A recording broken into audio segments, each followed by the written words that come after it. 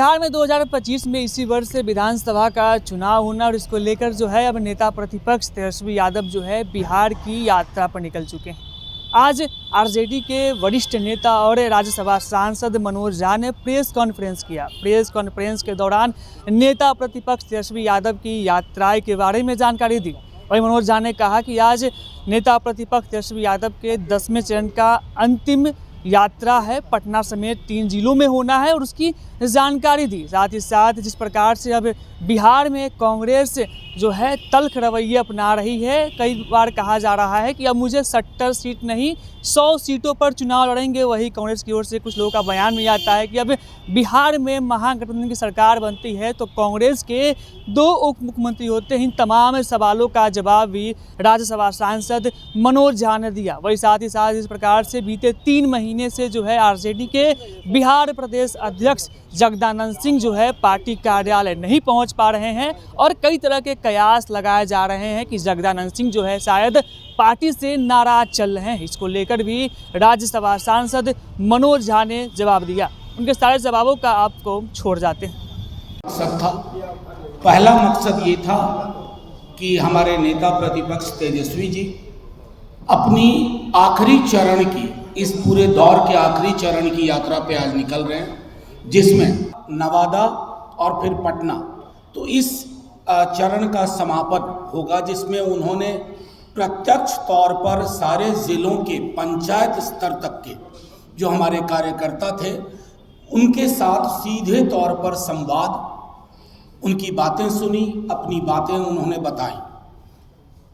बाकी अलग अलग हिस्सों में दल के लोग अलग अलग परिचर्चा में शामिल हो रहे हैं। सबसे खौफनाक नज़र आई थी, डरावनी, वो गरीबी का एक्सटेंट और उन परिवारों, तकरीबन करोड़ के आसपास ऐसे परिवार थे जिनको सबलीकरण की आवश्यकता थी, आर्थिक सबलीकरण की। आर्थिक सबलीकरण के मद्देनज़र हवा में नहीं, एक ब्लूप्रिंट के आधार पर माई बहिन मान योजना के तहत 2500 रुपये प्रति माह चिन्हित करना, लक्षित करना एक उद्देश्य माना गया। हमारा मानना है कि बिहार जैसे राज्य में जिस योजना की घोषणा की है, उस राज्य में जिसको हम कहते हैं उपभोग, कंजम्पशन, अर्थव्यवस्था कंजम्पशन जनरेट करने से भी स्वचालित होती है, बेहतर होती है। उसके मद्देनज़र उन्होंने इसकी घोषणा की है और ये घोषणा मैं समझता हूँ क्रांतिकारी बदलाव लाएगी कंजम्पशन पैटर्न में, और आर्थिक गतिविधियाँ जो मृतप्राय हैं, स्थिर हैं, उनमें भी तेजी आएगी। दूसरे, निम्न आय वर्ग को क्या कहें, मध्यम आय वर्ग भी बिजली की दरों से परेशान है, तो उसमें एक कटौती, अगर 200 यूनिट तक कोई शुल्क नहीं लग रहा है तो ये एक बड़ी आबादी को बड़ा रिलीफ है, इसका कमिटमेंट है। तीसरा, उन्होंने इसी यात्रा के दौरान जो लगातार कहा और जिसको आप सब भली भांति महसूस करते हैं कि वृद्धावस्था पेंशन हो, विधवा पेंशन हो, दिव्यांग जन पेंशन हो, वो 400 रुपये है। 400 रुपये का अर्थ हुआ 13 रुपया 33 पैसा प्रतिदिन। 13 रुपया 33 पैसा, ये हास्यास्पद है, परेशान हाल करने वाला है। तो उसको 400 से चौगुना, लगभग राउंड फिगर 1500 रुपये। साथ ही उनकी पूरी कोशिश है, एक टीम से बात कर रहे हैं तेजस्वी जी, लगातार विधि विशेषज्ञों से बात कर रहे हैं जो हमें डोमिसाइल के लिए एक रास्ता दिखा। बिहार में रोजगार पर पहला हक तो स्थानीय निवासियों का होना चाहिए, उस डोमिसाइल को लेकर के, ताकि कोर्ट में बाद में खारिज ना हो, तो हम चाक चौबंद व्यवस्था लेके आना चाहते हैं कि हमारे जो छात्र और युवा हैं, छात्र और युवा उस आय वर्ग के जो 3 परीक्षा का फॉर्म भरने के बाद चौथी के लिए कर्ज लेना पड़ता है, अगर कटिहार के बच्चे को चंपारण जाना है तो उधार लेना पड़ता है, उसको कैसे एक मुश्त चंद क्राइटेरिया के आधार पर रिलीफ दिया जाए ताकि वो परीक्षा के प्रपत्र भर सके, छोटे मोटे ट्रैवल कर सके, और ये 1 टाइम 1 ईयर अगर इस तरह की कोई व्यवस्था, जो विशेषज्ञों से बात चल रही है, तो वो आपके समक्ष लेके आएंगे। जैसा तेजस्वी जी ने भी कहा है कई अवसरों पर कि बिहार में हमारा राजनीतिक संघर्ष किसी दल से नहीं है, किसी व्यक्ति से नहीं है। हमारा संघर्ष है बिहार की बेरोजगारी से। 20 का चुनाव अगर आप याद रखें तो कितनों राजनीतिक धार्मिक ध्रुवीकरण की कोशिश हुई, लेकिन बिहार की आवाम ने मुहर लगाई नौकरी पे, स्वास्थ्य व्यवस्था के बेहतरी पे। बिहार की कृषि का संकट देश के बाकी हिस्सों के कृषि और कृषक संकट से अलग है। बिहार में छोटी जोत के किसान हैं, मध्यम जोत के किसान हैं, उनकी आवश्यकताओं के अनुरूप एक ब्लूप्रिंट तैयार हो जिसको लेके जाएं।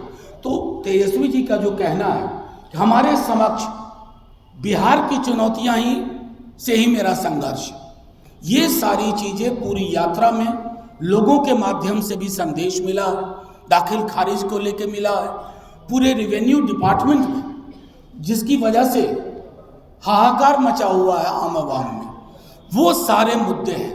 मुद्दा ये नहीं है कि पार्टी ए किस तरह की अशोभनीय टिप्पणी कर रही है, पार्टी बी क्या कह रही है।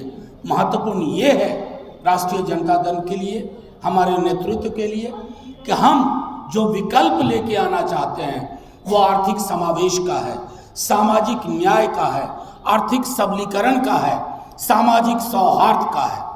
इसी के मद्देनजर सारी बात होती है। देखिए, कारण एक बात मैं स्पष्ट तौर पे कहूँ, किसी भी दल में हमारे सम्मानित वो अध्यक्ष रहे हैं और वो ही उनकी अध्यक्षता में क्रांतिकारी परिवर्तन हुए हैं, आप यकीन मानिए।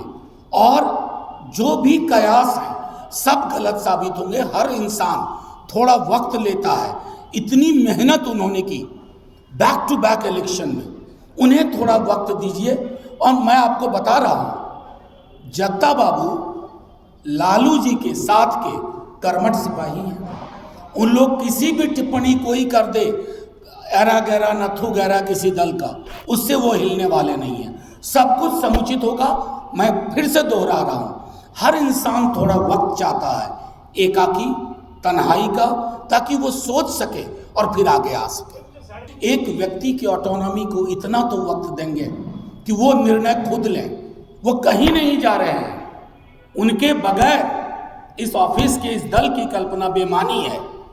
ये बात मैं आपको स्पष्ट तौर पे कहता हूँ। थोड़ा उस व्यक्ति की स्वायत्तता, इंदुभूषण जी मैं 2 बार बोल चुका हूँ, एक व्यक्ति की स्वायत्तता का सम्मान नेताओं को भी करना चाहिए और पत्रकारों को भी करना। सिर्फ इतना कहना चाहता हूँ आपको कि हम कांग्रेस के ओल्डेस्ट एलाय, ओल्डेस्ट, आम आदमी पार्टी के साथ तो उनका रिश्ता मिक्स्ड रहा। पंजाब में अलग अलग लड़े थे, लोकसभा में भी, आपको स्मरण हो, दिल्ली में साथ लड़े थे, हरियाणा में अलग लड़े, गोवा में अलग लड़े, बल्कि गुजरात में अलग लड़े। तो बिहार में कांग्रेस के साथ हमारे रिश्ते 70 सीटें दे रहे हैं। अब ये कुछ निर्णय तो टॉप लीडरशिप के बीच में छोड़ दीजिए ना। प्रेस कॉन्फ्रेंस में अगर सीटों का बंटवारा होता तो दिल्ली को अभी तक सीएम मिल गया होता। 9 दिन हो गए हैं चुनाव के, सीएम मिला नहीं है। मैं आपको बताऊं, बहुत इंडिया अलायंस एक केंद्रीय प्लेटफॉर्म था, एक वैकल्पिक केंद्र में सरकार देने की प्रतिबद्धता थी। और तब भी चूंकि मैं उन सारी मीटिंग्स में रहा हूं अपने नेता के साथ, ये बात बार बार होती थी कि राज्यों में विसंगतियां होंगी, there shall be anomalies in states. वो कारण है उसका। केरल में कैसे इंडिया अलायंस होगा? वहां जो तो प्रमुख धुरी है एलडीएफ और यूडीएफ, वो इंडिया अलायंस में एक साथ है, लेकिन केरल में चुनाव, लेट मी फिनिश, केरल में अलग अलग लड़ते हैं। तो वो स्टेट लेवल रियलिटी को ध्यान में रखना